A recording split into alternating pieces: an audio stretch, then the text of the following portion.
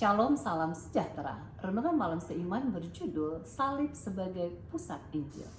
Sebab Kristus mengutus aku bukan untuk membaptis, tetapi untuk memberitakan Injil.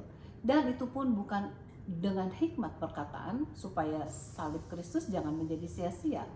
Sebab pemberitaan tentang salib memang adalah kebodohan bagi mereka yang akan binasa. Tetapi bagi kita yang diselamatkan, pemberitaan itu adalah kekuatan Allah. 1 Korintus 1 ayat 17 dan 18.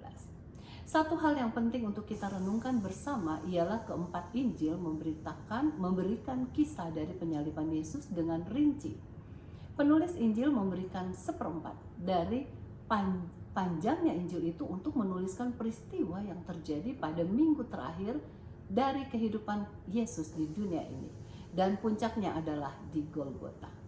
Di samping 17 referensi mengenai salib di 4 Injil, Perjanjian Baru menyebutkan langsung tentang salib untuk 11 kali, sebagaimana yang dapat kita baca di ayat inti di atas maupun Galatia 5 ayat 11, Galatia 6 ayat 12 dan 14, Efesus 2 ayat 16, Filipi 2 ayat 8, Filipi 3 ayat 18, Kolose 1 ayat 20, ayat 14, Ibrani 12 ayat 2. Satu hal yang penting untuk disimak ialah seorang yang menuliskan banyak tentang salib berarti ia menulis banyak tentang kasih karunia Tuhan. Tidak heran Paulus sering disebut rasul kasih karunia oleh sebab seringnya membahas mengenai kasih karunia. Ia juga dapat disebutkan sebagai rasul salib.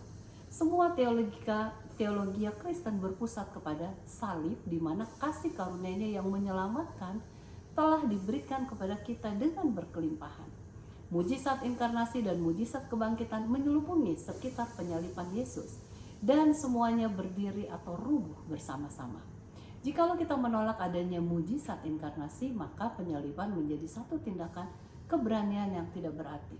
Kalau kita menolak kebangkitan, maka kita akan berhadapan dengan apa yang Paulus sebut jikalau, seperti yang tertulis di dalam 1 Korintus 15 ayat 14 dan 19.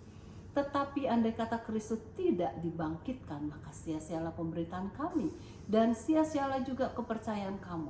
Jikalau kita hanya dalam hidup ini saja menaruh pengharapan pada Kristus, maka kita adalah orang-orang yang paling malang dari segala manusia. Kita tidak mau menjadi orang yang paling malang di dunia ini. Oleh sebab itu sangat penting bagi kita untuk menerima kenyataan ini.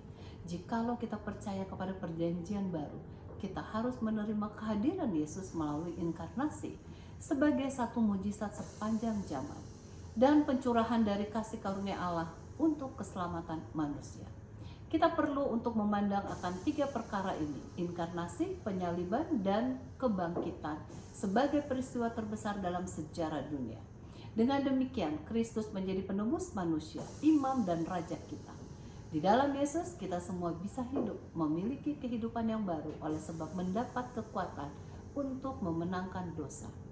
Kita dapat memandang kepada kedatangan Yesus di mana kekekalan akan mengambil tempat dari kefanaan manusia. Marilah kita mengambil waktu untuk memandang dan merenungkan ketiga perkara tersebut, inkarnasi, penyaliban, dan kebangkitan, sehingga kasih karunia-Nya dapat mengubahkan kita untuk lebih bertumbuh dalam kehidupan kerohanian kita. Tuhan Yesus memberkati.